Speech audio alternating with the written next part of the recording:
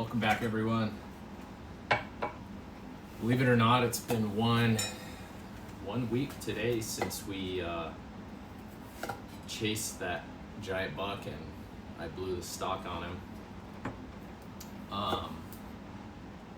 But we wanted to do this little video as we cut apples as kind of a hunt recap, and our apple trees have been producing like crazy, so this is probably only a third of what we picked. A lot of these we're gonna cut off and throw pieces away, but I don't know, we probably got 250 pounds of apples. Threw a lot away because it's rotten, but the rest of it we're gonna process. And Maddie already stewed some, and I thought she added cinnamon and honey or something. She literally did nothing but apples, and it tasted like really good applesauce. So she's gonna make some fruit leathers out of it, which will be fun for hunting. But really what we wanted to do is, while we're cutting up apples, is do a little bit of a hunt recap. Maybe a day by day, blow by blow, what it was like. Talk about things we really enjoyed, things we think we did wrong or could have done better, and just share that. And what I will say is, it's hard to record yourself hunting. We both decided afterwards, we're like, okay, what we should have done was, I record, you hunt, and then switch. You record, I hunt. Because what ended up happening was, whoever was going to be the one shooting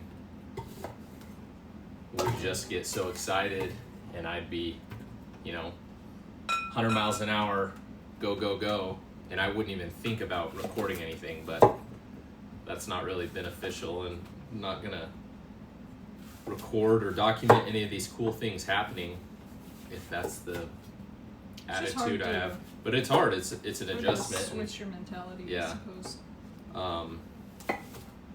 Especially when you have limited time to hunt. See, I was keeping stuff like this last time because I feel like it'll still cook. Perfect, yeah. I'm not worried about that. But what we did decide is, next year we're definitely going to go for maybe a week or longer if we can. One, it'll be a little more relaxing. Two, we feel like it'll be ample amount of time to get a buck down. But three, we just really enjoyed where we were, and we'd like to spend some more time there. And it was such an awesome family trip. So I think our family will join us next year for the whole trip, which will be really cool. But before we do a day by day, is there anything you want to share, or should we share the day by day and then talk about things we should have done different or liked afterwards? We could just go straight into day by day, and then I'm sure that'll bring to mind some of the stuff as we relive it. I agree. So we left on a Wednesday evening after Maddie got off work. We had about a 3.5 hour drive, and then we were gonna stay with Maddie's folks for the night, and then we had a 2.5 hour drive the next day. So we didn't leave town until it's like 7:30. 7:30. We basically, with the time change, we rolled into her parents' house at midnight. And they were still up waiting for us. Yeah. Knowing that we had limited time, we decided, get up at 4:30. By the time I showered and we got in bed, 4:30 was 3.5 hours later. Came early. Yeah. To say the least. Welcome back, everyone. It's 5:10 in the morning on a Thursday. I know that's not particularly early, but we got in last night at 11:30 and went to bed at about 12:30. My hair's still wet from showering. We're leaving the kids with the grandparents, Same with our dogs. And honestly, I kind of didn't want to go this morning because I didn't want to leave my babies. It's the first time we're leaving them for a night or longer, as long as we've been parents. So it's going to be different. It's going to be hard, but we're excited. This will be a fun hunt. I didn't say where we're going. We're going pronghorn hunting. Both Maddie and I have an archery tag, and we'll bring you guys back when we get to where we're headed. And this was going to be our first time since our babies were born where both of us were away from them for any extended more than a few hours. I don't think either of us were really prepared for that, and it wasn't necessarily hard, but we did miss them a lot. But anyways, 4:30 comes, we get up, leave. I'm exhausted, Maddie's exhausted. She slept most of the drive. We get to our hunt area, and we went to an area that I hunted for quite a few days last year. We'll say it's south of where we were staying. Well, got out here, got set up. Both Maddie and I are pretty tired. The trip's already ruined because Maddie, her huckleberry lemonade spilled. So she's pretty mad about that, but ruined. We found some pronghorn, found a small herd. There's one buck in there. A lot of does, few fawns, so we're gonna try to get close, get some practice, see what we can do, see what we can pull together. They're in a hard spot to approach, so we'll see what we can do. And this was a good area. It's just really flat. Right off the bat, we found pronghorn, but it was super smoky. I mean, so smoky that we're only able to glass like 200 yards. It's not effective because we're ending up just driving to see stuff, and with it being so flat, you kind of have to drive to see a lot of the country anyways. So between that and us being so exhausted,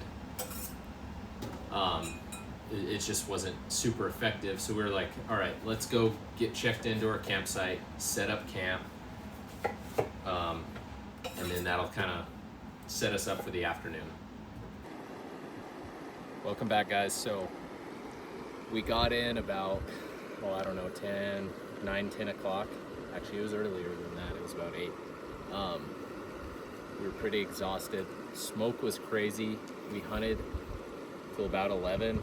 And when I say hunt, I mean driving around and glassing because the smoke was so bad. Couldn't see, maybe 200 yards. And we called, our spot was open. So we came in, checked in early, got the camp set up. We're here, beautiful riverfront views. Last time I was here, we had some bighorn sheep coming down, so that's really cool. I'm not gonna say exactly where we are, even though my wonderful wife was shooting at the archery range and she, I guess, divulged a lot of information to the others there. She was telling me the story how she was just talking with some guy shooting and telling him where we were going to pronghorn hunt, where we camped, and all that stuff. So what can I say? But that's it's hard all for right, me to keep a secret. Come check out the camp. We'll show you what we're doing there.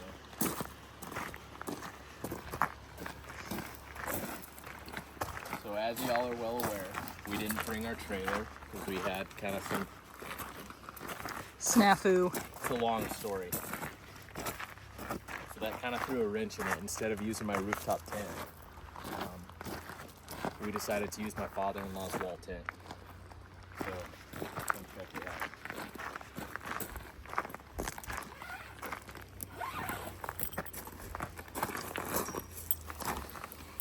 Ooh.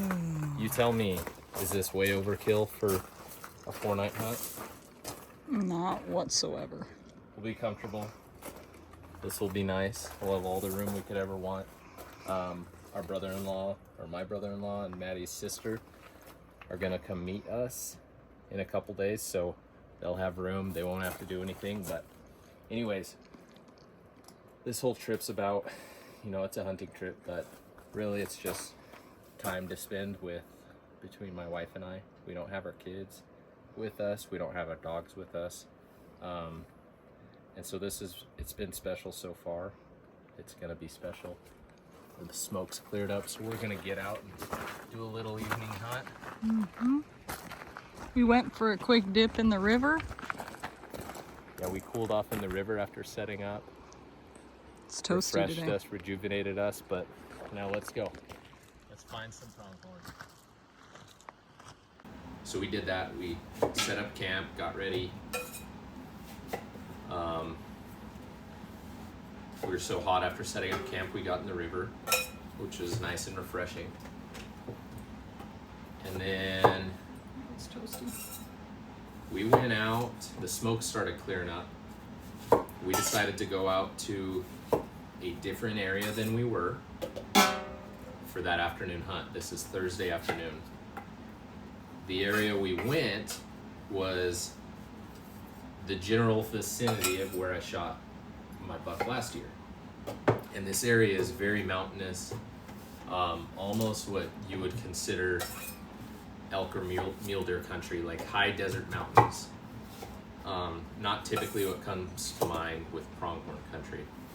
Would you agree with that? Yeah, having hunted pronghorn in New Mexico, that, you know, parts of the state are still high desert. I mean, that where we used to hunt them was as flat as could be.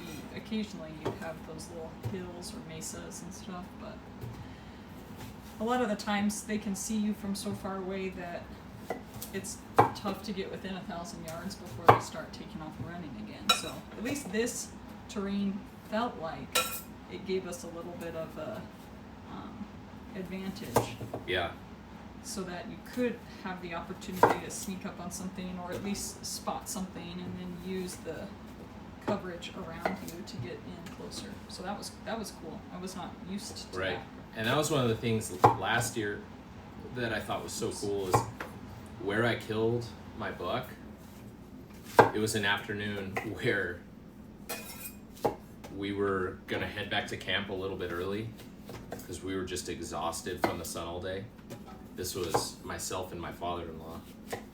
And I glassed this buck on the furthest mountain you could see. I mean, it was 2.5 miles away and just barely got a glimpse of it. And rather than wussing out and going to camp, we decided to go after him. And that's the buck that I shot. He wasn't like amazing or anything, but it was really cool hunting him in very mountainous terrain. And I will say that last year we stalked into a gigantic buck. I mean, a buck that anyone from any state hunting a trophy pronghorn would be proud of, which is really cool. So anyways, back to this hunt. It's Thursday afternoon. We got camp set up. We decide to go out to this mountainous area that I hunted last year. Mm-hmm. And we're stopping, glassing. I don't know that we saw anything right off the bat. We come around a corner behind this prominent mountain that's kind of in the middle of this area. And 80 yards away is this monster with baseball bats coming out of his head. And Maddie's kind of tired, like half sleeping. He runs up this mountain with two does. And I was like, Maddie, look. And we were both jaws dropped. We've never seen a pronghorn that big. I mean, it looks disproportionate to see a pronghorn with horns that big. But I think what was so fun about that part, at least, is that it's the unexpected when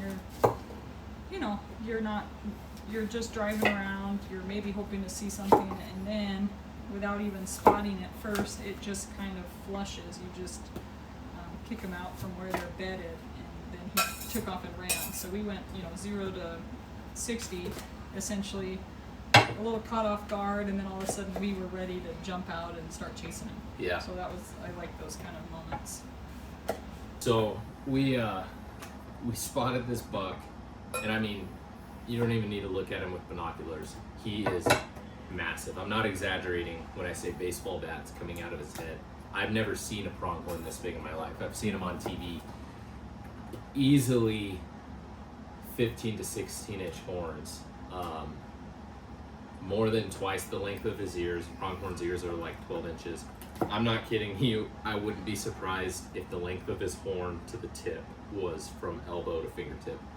Massive. So I hop out. I run up the hill, and I'm glassing to see where he is, because he didn't sprint out of there. They just kind of trotted up the hill. So I'm like, okay, we're in a good spot. We didn't totally booger him. We might be able to make this happen. And it's the first day. We're not super concerned or feeling like we need to get this done. I get up to the hill, and I see he's 230 yards away, and he and these does are just feeding on this opposing hill. Not really looking around, not too concerned. Perfect scenario. Alright guys, we're coming up here where I shot my buck last year. I mean, this doesn't look like pronghorn country. It's mountains like this, and we came around this corner, and in this pocket there was a monster, and he had 2 does with him. He didn't blow out of here. They just kind of cruised over the mountain. I got out of the truck, snuck up, and they were just feeding, moving downhill. So we came up this mountain, and we're gonna wrap around and try to see where they're going, and maybe put them to bed. But I think this is his pocket, a little sanctuary that he hangs out in, because I mean, he was big. We saw a big pronghorn last year. I mean, a huge pronghorn, and this one is significantly bigger. So it's pretty cool. Only 2 does, so not a lot of eyes to bust us. But man, had we known he was where he was, we could have snuck it on top of him like a mule deer in his bed and shot him. But it's pretty cool. So anyways, we'll try to get him spotted and get some eyes on him. Because they didn't run to the next county, so we could, try to make a stalk on them. And we did. We climbed to the top of this mountain, and we got set up. We found him. We're glassing.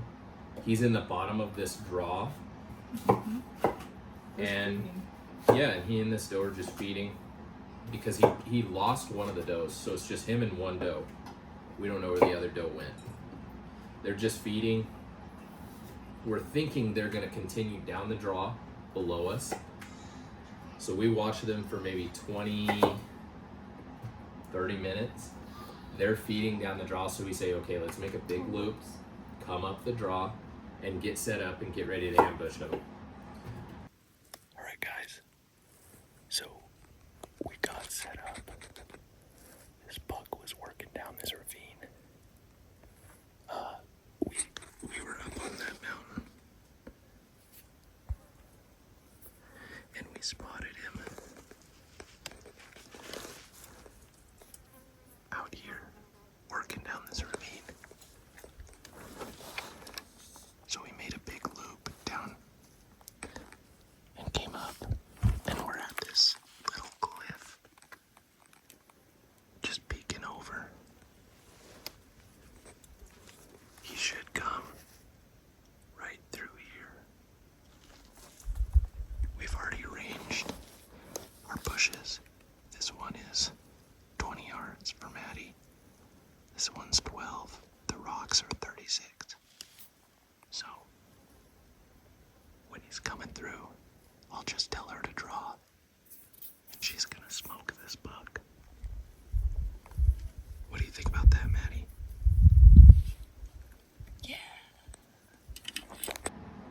I like that plan, but I had a feeling the wind was going to be going up the draw. So at some point, if they're heading down, they might wind us. But it's the first day. We got to try something. This is the first opportunity we've had. So we go for it. We get into a great position.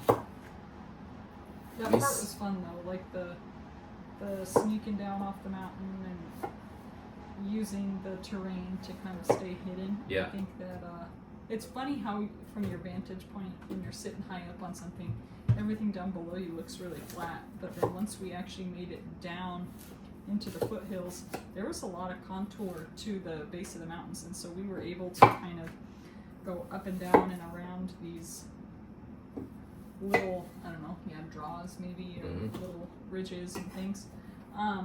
But yeah, we were able to cover a lot of distance and then get to a position where we could just kind of hang out and wait for them, essentially. And we stayed at that ambush point for maybe, I don't know, an hour. Mm-hmm. And what we did was we got set up, and we're behind this little rock cliff that I could just, there's a bush behind me, so I've got a little bit of backdrop. I could just sit there and look up this draw, but also look towards the mountain. Maddie was below me. She couldn't see anything because our idea was she's hidden. We had these rocks ranged in her bow set, and if he's coming, I'd just tell her draw, and she would be at full draw, and they wouldn't even see her draw her bow, and the pronghorn would walk right in front of her, and she'd shoot it. That's how you picture it's gonna happen. Well, after like an hour, I was kind of convinced that they had either seen us at some point or smelled us and had like been long gone at that, when we had been waiting for a while, and they still hadn't come I down. thought maybe they smelled us because when we first started walking up, our scent was going up the draw. But when we got to where we set up, our scent was not going up the draw, and I kept checking it. But yeah, after an hour or so, I got anxious, and I'm like, okay, I want to do something. We're down here, I can't see a lot, so they could be right there and we wouldn't know. So that's what we did. We started creeping up the draw, and we popped up on one side, and he's between us and the mountain that he was originally on, the mountain that we were on, and he's just like staring at me. It's like, crap. Dang it. We both had a tag, but I wanted her to get this first shot.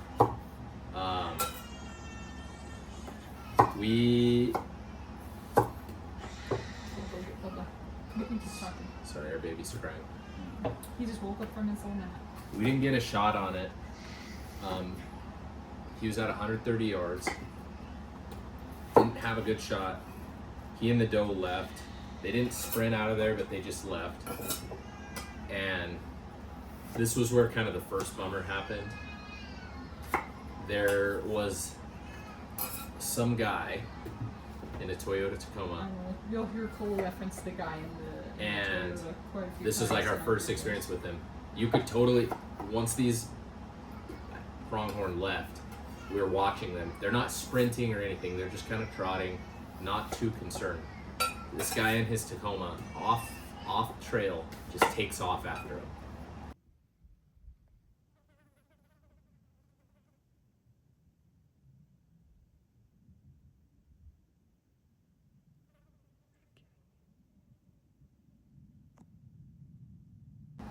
And that was kind of a bummer because come to find out, the whole weekend he would chase pronghorn that we got close to, and we maybe could have made another stalk on him, which is kind of a bummer. But so this Tacoma chases our pronghorn. Come to find out the next day, he'd been doing this since the opener a week before, which is kind of a bummer. And I get it. The closest we got to the guy was maybe 200 yards, saw him through the binos. He's probably a young guy, he looked like a young guy. He's probably frustrated, and the only way he got semi-close is chasing him with his truck, but one, that's illegal. Two, He's ruining it for everyone else because he's now causing these pronghorn to not just leave the area, but to be a lot more concerned with vehicles. And so it was, I don't know, it just puts a bad taste in your mouth. It doesn't look good for hunters. And we even talked to some local landowners that have been watching him all week, and they were really disgusted and annoyed with him. And I'm surprised we didn't see a game warden, because I would have reported him. I was gonna go talk to the guy if we got close,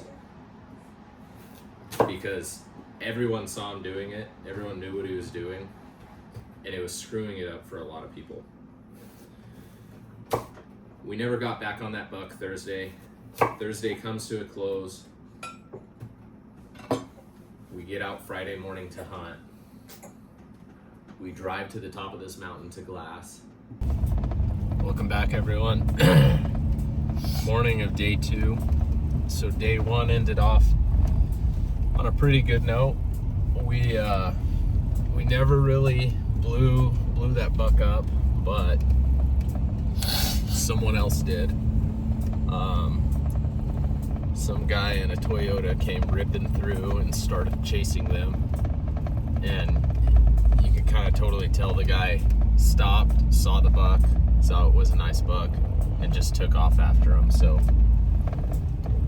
I know the area where that buck hangs out a little bit. We're gonna get in there and see if we can get on a knob and just glass for a few hours and find him, and it'd be nice to put him to bed. But anyways, we'll keep you guys posted. And we find an awesome glassing spot, and as the sun starts hitting everything, the valley's just waking up. You just start seeing pronghorn everywhere. And at about, it was like 8:30 or 9 in the morning, it was kind of funny. Some guy just comes walking around this mountain we're on. Not even like a hunter. He's just in normal clothes going for his like morning hike, and it's kind of out of the ways. He must have lived within a couple miles. And he doesn't see us. He just walks right below us, like 100 yards, walks around the mountain.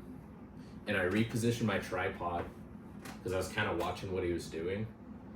And right where I put my tripod and my binos, I looked through it, and there's a buck walking like a mile away. And I was like, what the heck? Alright guys, welcome back. So, we found a buck. It's the first one of the morning. Good news is he's alone. He's probably gonna go bed somewhere. Bad news is, seems like he's gonna go over this mountain, so we'll lose track of him. But he's quite a ways off. He's maybe 2 miles from us right now.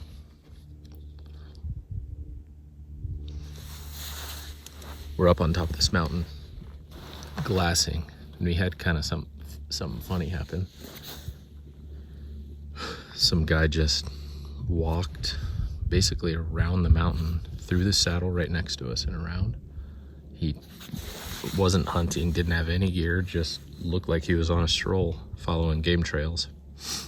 And as I was moving positions to glass a different area, I moved my tripod, and right where it landed, when I put my head to my binos, they were pointed right at this buck, which is pretty cool.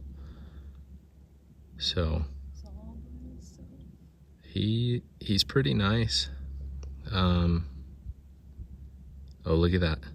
He just bed down. Get a good look at him there. He's a pretty nice buck.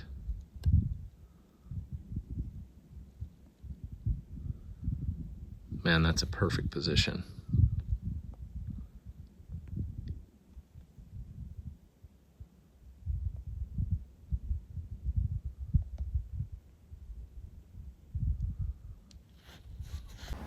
This buck goes into this bowl near a saddle and just beds. Perfect scenario.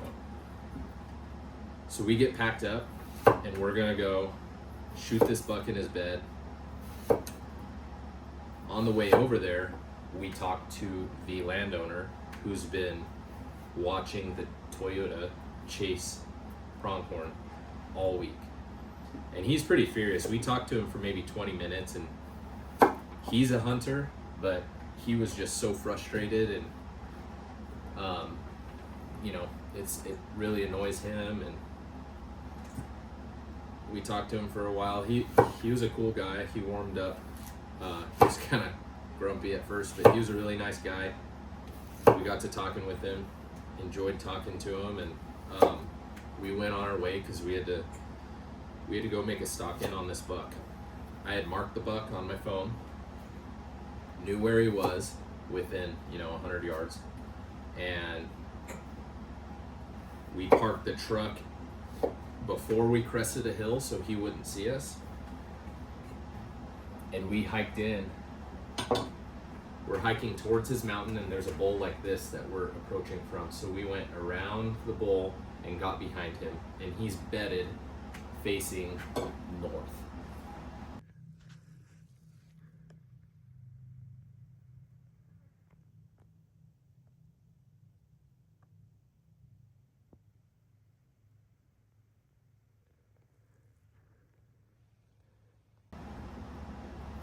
We got into position, peeked up over, and I've got some footage.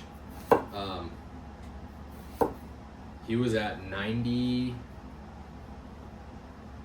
yards if I got to the edge, 97 yards from where I recorded. No wind. I would have been happy to shoot him, but this is day 2. We had only been hunting collectively like 12 hours. What I wanted to do was get in front of the cliff that we were on.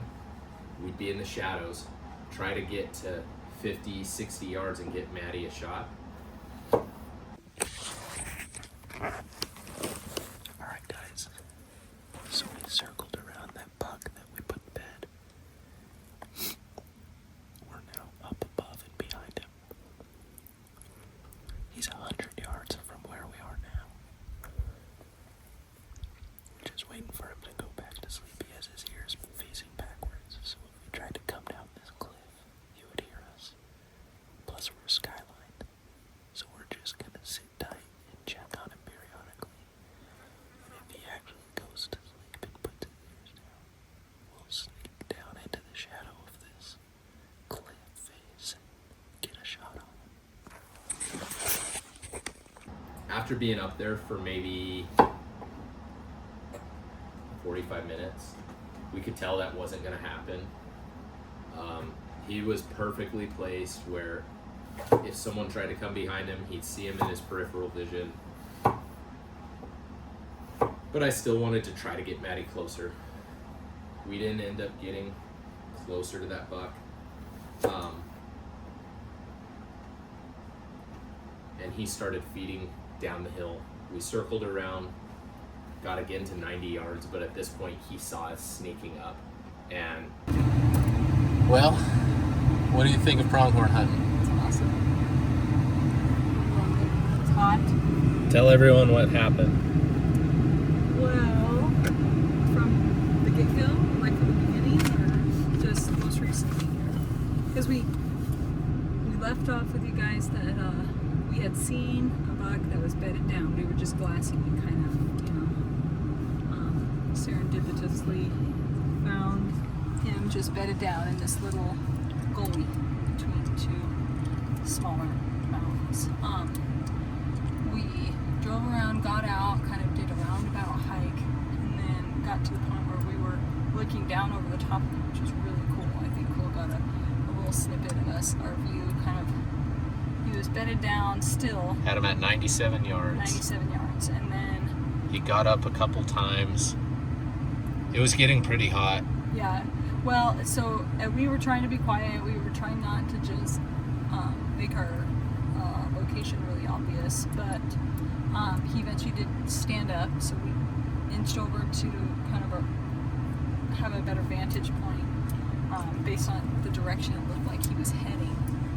And then he started to kind of trot, and so we let him get up and over the hill, and then we boogied.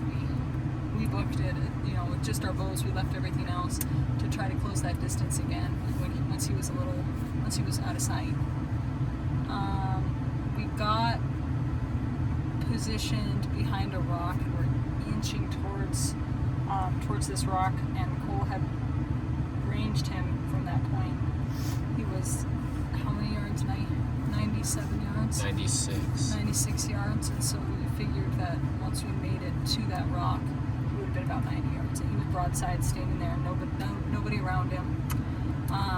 He seemed like he was a little alert. On edge, yeah. Like so, maybe he had seen something on the horizon when we peaked.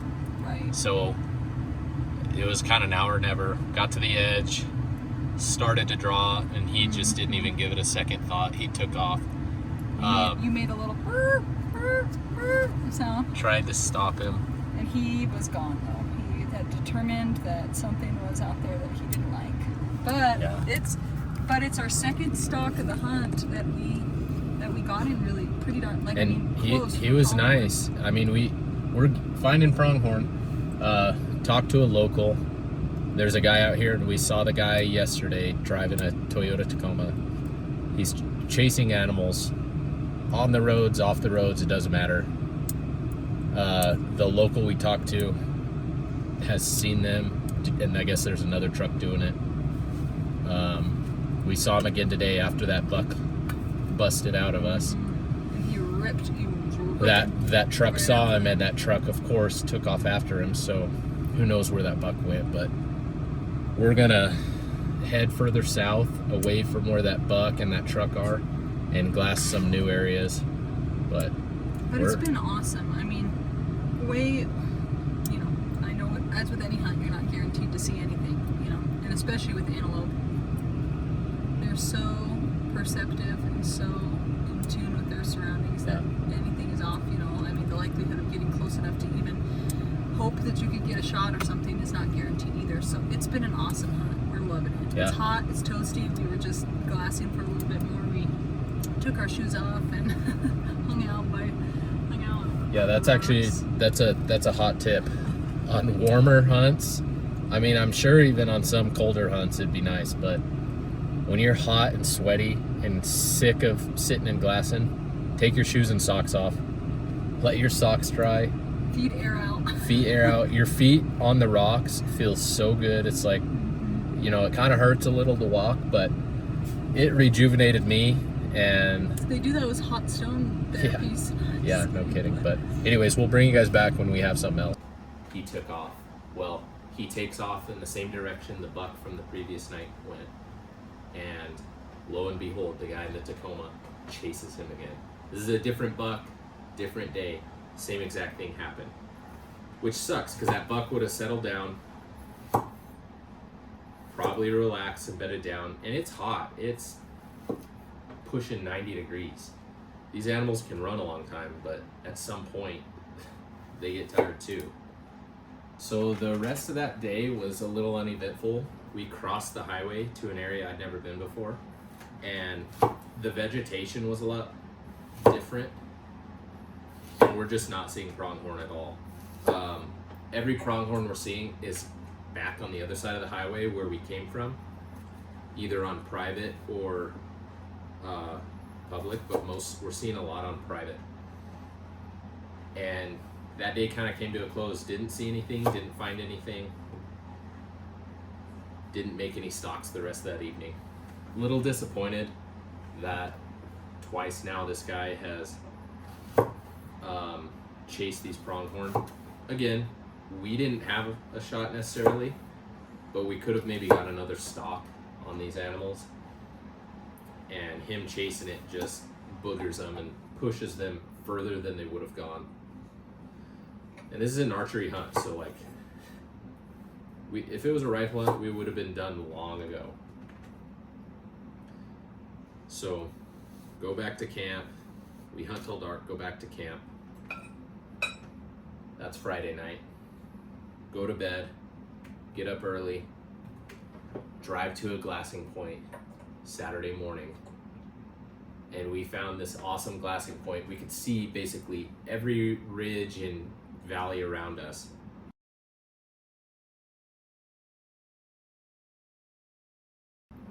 And we got up there before light. And as the sun came up, I mean, we just started seeing bucks like crazy, huh, babe? Yes. Well, good morning, everyone. It's the third day we've been here. It's Saturday morning. Didn't get into any more bucks after the ones yesterday morning. We went to some new areas, saw some pronghorn, but they've all been on private. We got up here on a mountain near where I killed my buck last year. It's pretty high up. We could see a lot of land, and we're just gonna glass maybe all day, see if we can turn something up. We're definitely in a good position to do so. But yeah, it's been a great hunt. It's been a great time just getting to spend some good time with my wife away from our babies. We do miss them. Kind of wish they were with us. But it's been fun. We'll try to pull something together and get an antelope down. We'll bring you back if we get anything. We're seeing pronghorns everywhere. Fun morning, glassing that morning. Yeah. And Maddie even said she hasn't had a lot of opportunities to glass, and she had such a good time glassing, which was cool because that was ultimately what this trip was about. You know, us spending time together, her getting some good experiences, some good stalks. We've already had a couple pretty good stalks. And so it's already been a success. Well, she's little eagle eye last Saturday, and we are to the east of the mountain from the first day that the big buck was hanging around.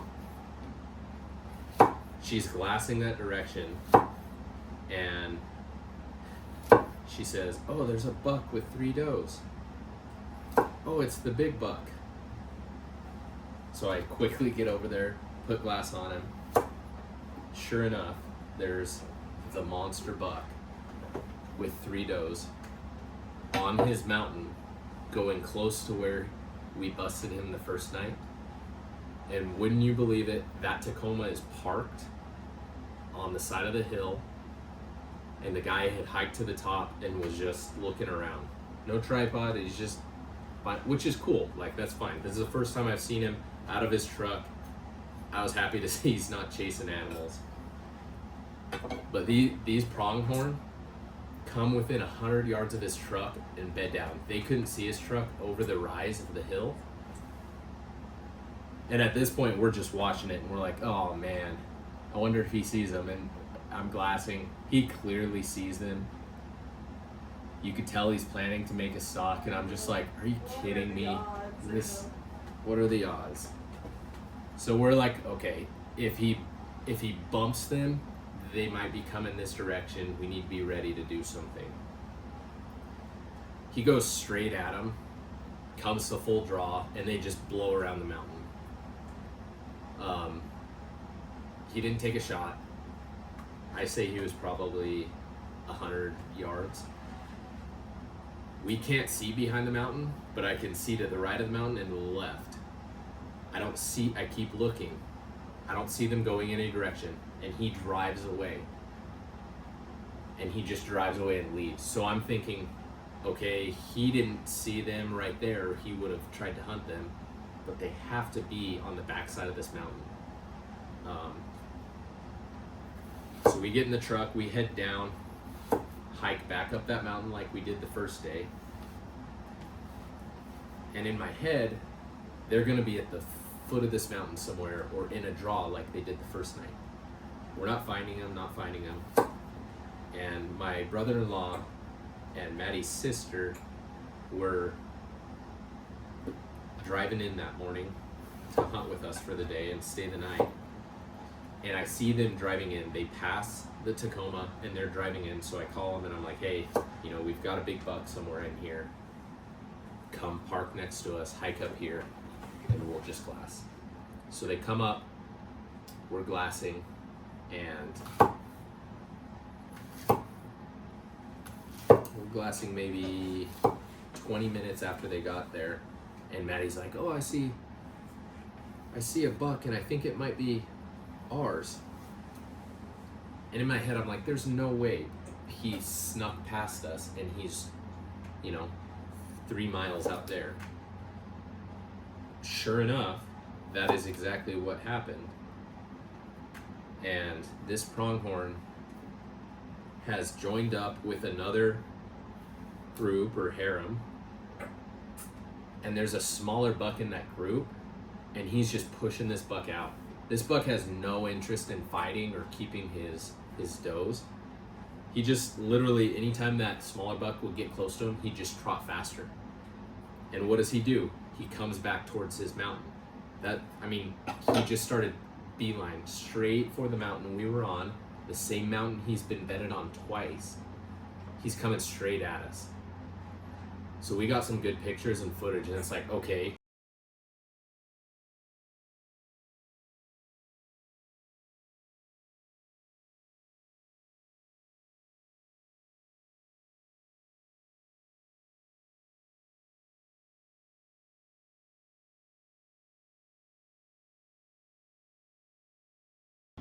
Well, is he gonna come to this side or this side? How do I get set up? There's 4 of us now, so I'm like, okay, more of us need to be still. One of us needs to get in position. So I decided when he starts running, I'm gonna sneak up and around so he can't see us, and I need to do this before he's too close or he's gonna spot us. So he's coming at us. I move to the top of the mountain and over to where I can just peek over through a bush and see him running. But it's hard to tell, is he coming to this side or this side? Last second, he starts heading to the west side of the mountain. So I sprint down and around, and I'm literally full sprint with my bow and everything. And I get to this sandstone rock, and I'm like peeking around, and I see him at maybe 180 yards. So it's like, sweet. Nock an arrow, get set, get my release on, and I'm ranging bushes, and he comes around, and he's 120. It's like, crap. And if he just comes a little closer, 120, 120, 120. He's staying in a perfect arc out there. And at this point, I'm having to like turn, and I knew he was gonna see me at some point in his periphery. And I have an arrow knocked. I'm holding my bow in my left hand. I'm ranging, and he stops at about 9:30. And he's kind of looking at me, and he's kind of looking up. Maybe he could see him up on the mountain. And But he's definitely clued into something. yeah, he's not snorting yet, but he's clued into something. And I'm holding my bow, and for about 2.5 minutes, my bow's not resting on anything. So I'm getting tired holding it like this. I gotta move, I gotta do something. And I think my foot slips on the sandstone. It's like, so then he just like straight on is looking at me, and he starts snorting a little. So I knew. He did his little. Yeah. Yeah. He's I don't know what sound sneezing, that is. snorting, whatever. But this was cool. I'm looking at him. He's a monster. I'm not kidding you. He looks so weird because he's got these horns that are like bigger than these apples coming out of his skull, and they're this long. He's just a monster. Well, he knows something's wrong. I don't move, and he just turns and kind of peters off. Not sprinting, not looking back, not keeps checking, just kind of moves off. Once he gets out of sight, I get up and sprint to the next hill. And at this point, what's going through my mind is, okay, I just need to get, to a point where he stops, looks at me, and he's at a shootable distance. Well, I never do. I get to maybe 110 yards, and he runs 300 yards east. And at this point, we'd gone down the mountain, sprinted to the west side of the mountain, and I had now sprinted back, and he was 300 yards to the east, looking towards the mountain.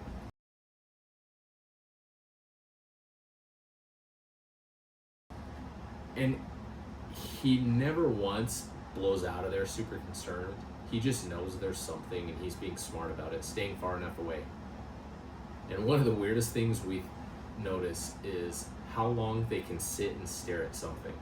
I mean, 25 minutes not moving, standing still, looking straight at something, which was kind of amazing. So we watched him for a while and he never did anything, and finally he turned around and just started feeding and walking away. And at this point, so he's feeding, walking away. Maddie had circled around when she saw him coming in front of me because she thought, you know, maybe I can ambush him and get a shot. So she and I are together looking at him. He's 250, 300 yards away, and he just starts feeding away.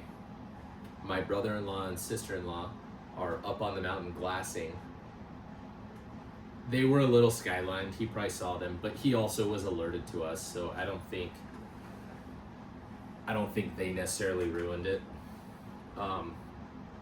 So I call them. They bring our stuff. It's hot. We chug some water, and it's like, okay, what are we gonna do?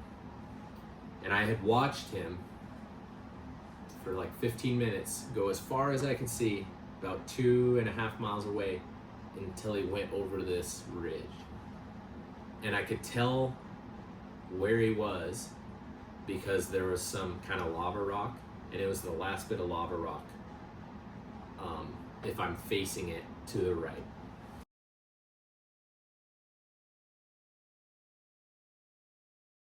That's where he goes over. So I'm like, okay, he's alone, biggest pronghorn I've ever seen.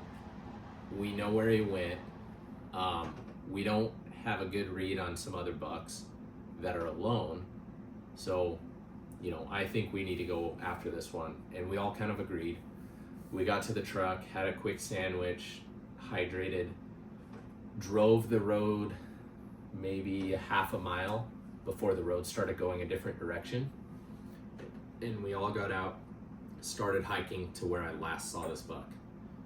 And my thinking was, okay, get close and then start, you know, being careful, peering over, not skylining yourself too much. We get to maybe 200 yards. We're about to go where I saw him go over, and we glass between these two mountains into this draw. I quickly glass over it, don't see anything. My brother-in-law glasses, and at the very bottom of the draw, his head is right there. He's like, oh, I got him. Look at him, sure enough, that's our buck. He has no idea we're there. He's just standing in the draw,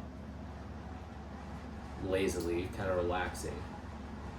And so we're like, sweet, we can make a play on this, or at least get closer and figure out what we're gonna do. We hike to the south because where we're standing, he's to the southeast of us. So we hike to the south and we look up the draw and we can't see him from there. And we just know where he is, we can't see him. So we go down into the draw and we're peering up, making sure he can't see us as we cross, but we also are checking the wind because we know 4 people, our wind is just gonna go up that draw and something's gonna happen if we wait here too long. So we get across the draw to this other mountain that is now on the southwest side of him.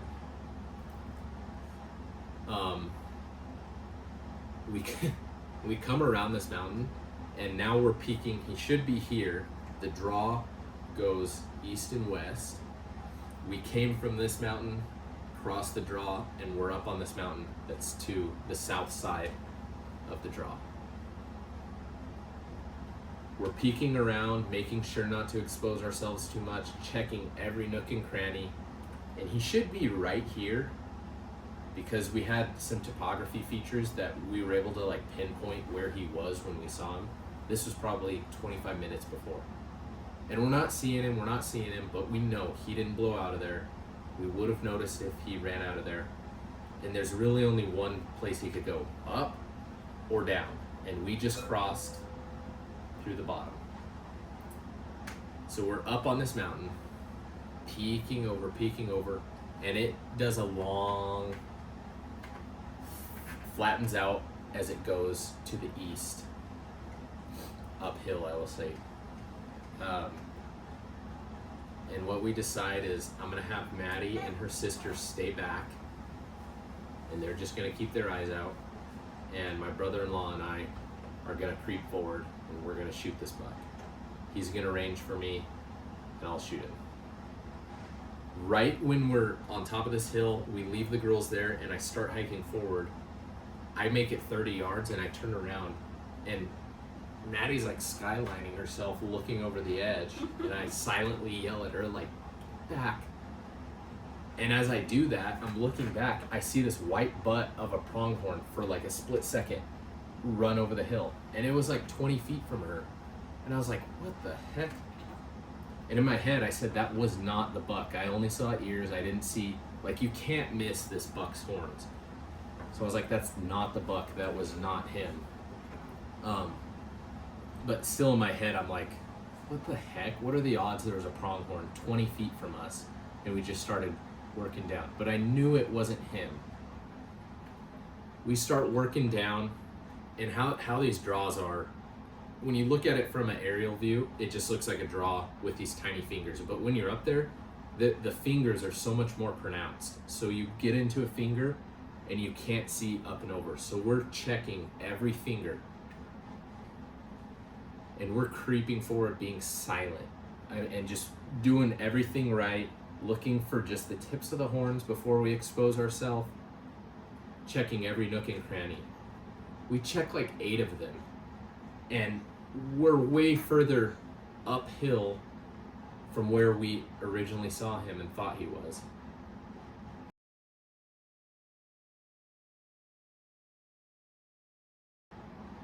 So at this point, we had already gone like 250, 300 yards past where he should have been. At this point, my mind tells me that one you saw was the buck, and he had just crossed over onto your hill, saw you guys, and took off. And me and my brother-in-law were just convinced, like, disappointed, yeah, that's a bummer. Well, oh well. We're here, let's check this literally the last part of the draw where something could be hidden, but he already ran off. We're just doing this to make sure we don't leave any stone unturned. So we go stomping in there, not even sneaking, not being careful, talking normal, and wouldn't you know it, the monster blows out of there, 100 miles an hour. I was so mad. I said, he's right there, he's right there. I get an arrow knocked, and I'm like waiting. He doesn't stop. He stays at like 130, and he just runs. I was so convinced that pronghorn, even when I first saw it, I knew there was no horns on it.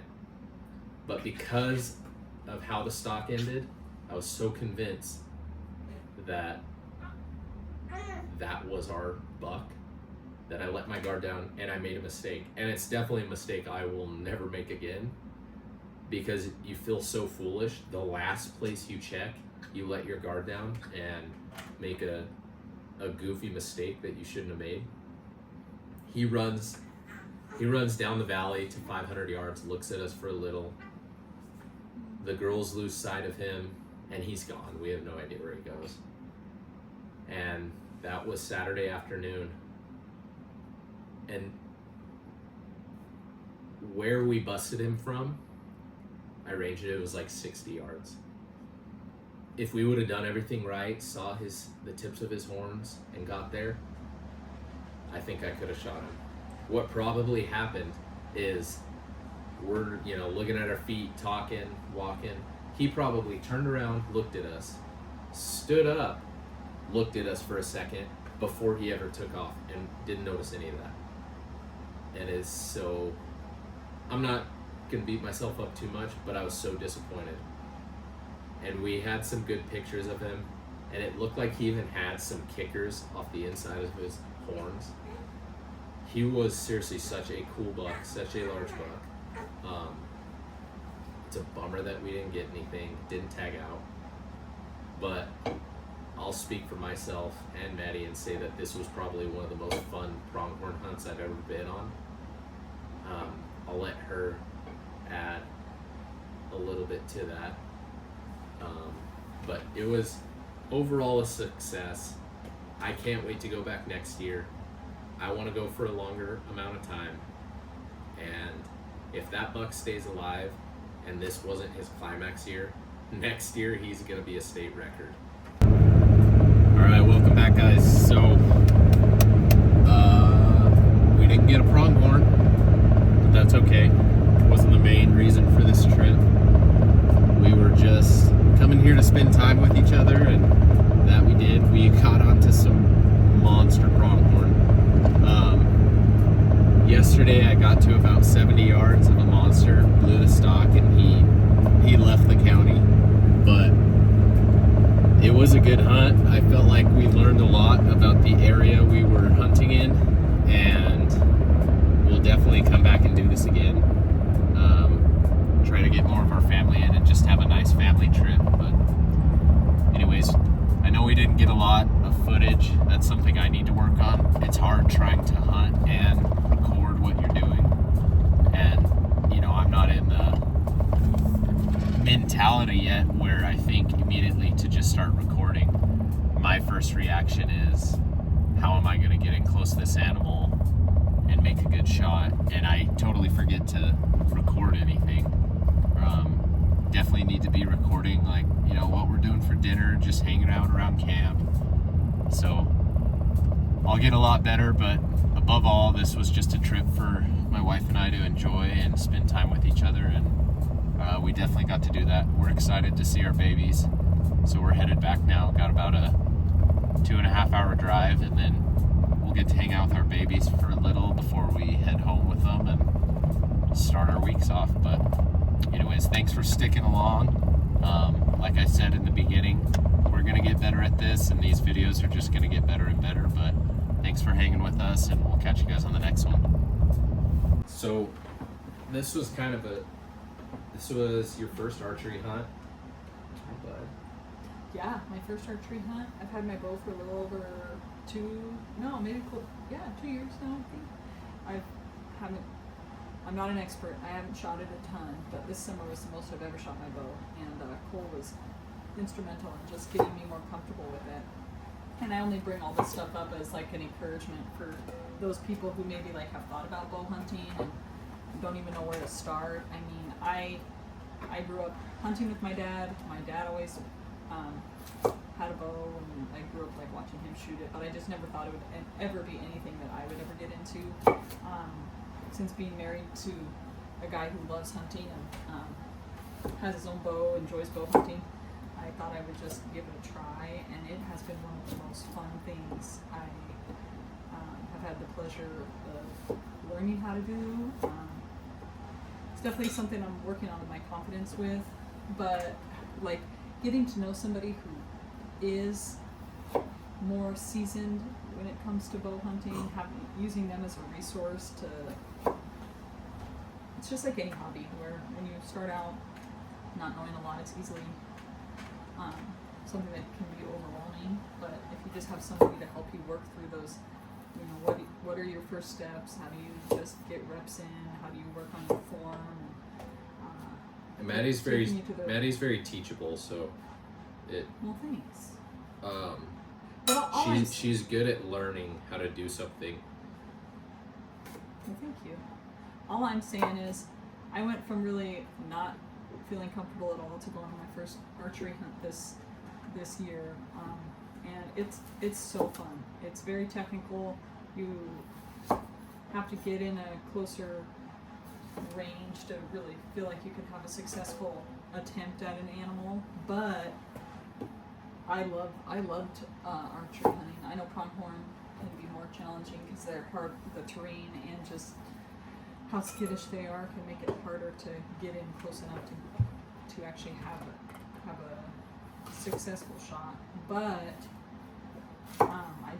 I'd say I would totally do it again. I would encourage anybody who's interested or even remotely considering archery hunting, just try it. Just push yourself to do something new. if you're not sure where to start, see if you can find somebody who can teach you just the basics. And it's really not that hard once you get started, but it's just having that good it's like anything, having a good foundation and kind of going from there. So that's a huge takeaway for me. I'm really already getting excited for next year, just getting more reps in, feeling more comfortable, but it was awesome.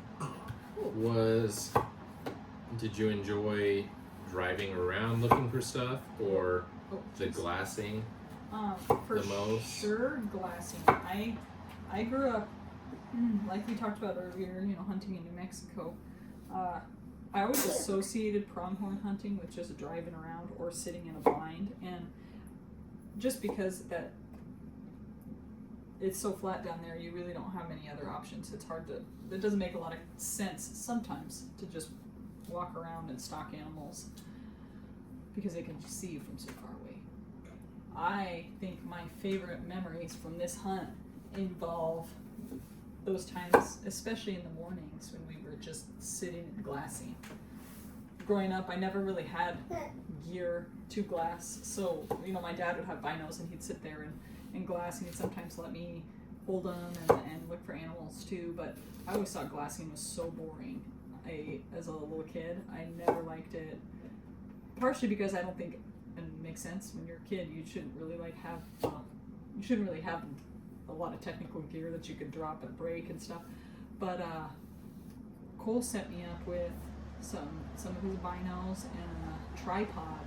Oh my gosh, that setup for glassing when you're looking, picking out a small herd of antelope or even a single antelope was so much fun. So another takeaway I think for me is, I know gear can be expensive and it's hard to prioritize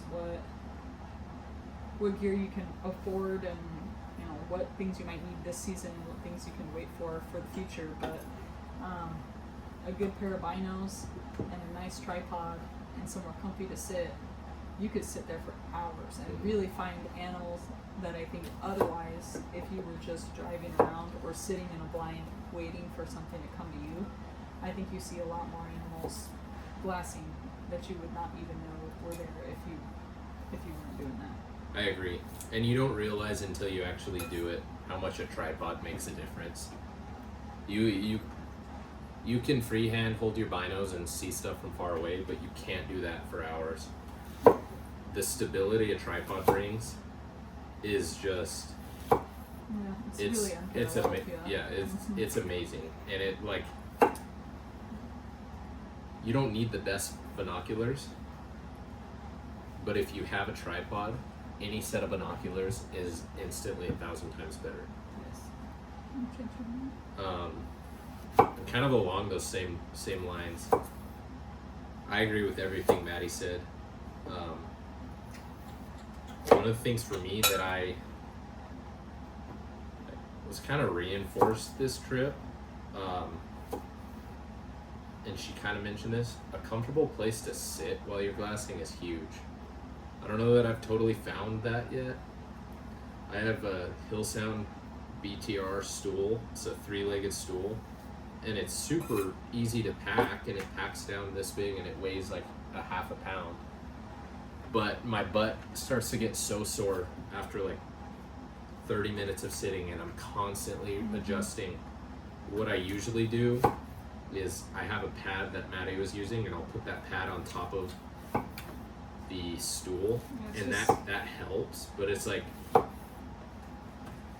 right, it's that balance of trying to find something that's easy to pack and comfortable. Right.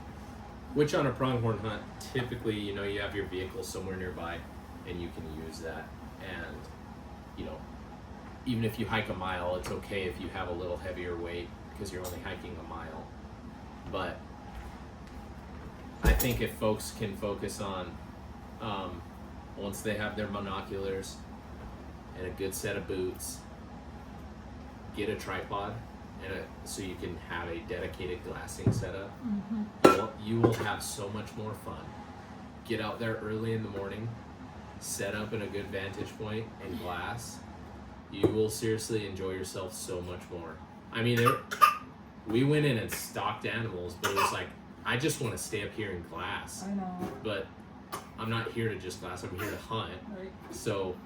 Well, You even know, that it's- last morning when we had kind of decided that we were just going to pack up and go home, both of us woke up all early and just wanted to go out and, Yeah. and glass, which, trust me, I'm always one for sleeping in when we're all cozy in our sleeping bag and the sun's coming up and your alarm goes off. I'm always willing to stay a little longer, but that morning I was like really wanting to go Yeah. glass because it was just because I had so much fun. No, it is. And It's. I didn't have high expectations for that part of the hunt, in that I didn't really think about it, but yeah, that was one of my favorite things we did, I agree. and I totally do it that way again. So, would you do this trip again? Absolutely. All right. Well, there you guys have it. This was probably more long-winded than it needed to be. I don't know how we're gonna fit it into this video, but you know, that's kind of the recap, and the recap is probably better than what we filmed. That's another thing. Like, I'm gonna get better at filming. Maddie's gonna get better at filming. We're gonna get better and better at recording these things because it's not necessarily fun to hear someone talk. It's cool to hear stories, but to see it in action is always the best. So, anyways, thank you guys for watching. Please subscribe, leave a comment, like the video, and we'll see you guys on the next one.